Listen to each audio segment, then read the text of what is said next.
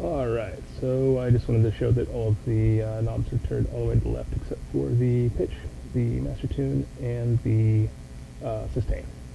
So everything else is pretty much, as you can see, off. So, do a quick test. Just some of the noise. It's all the same.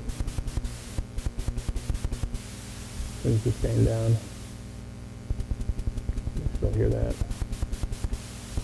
Turn this down even to here. 9 o'clock, you can still hear it.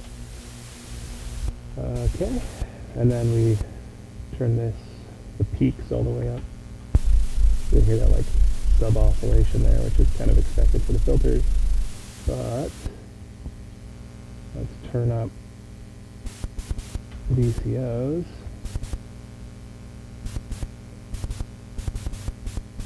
You can still hear that horrible noise.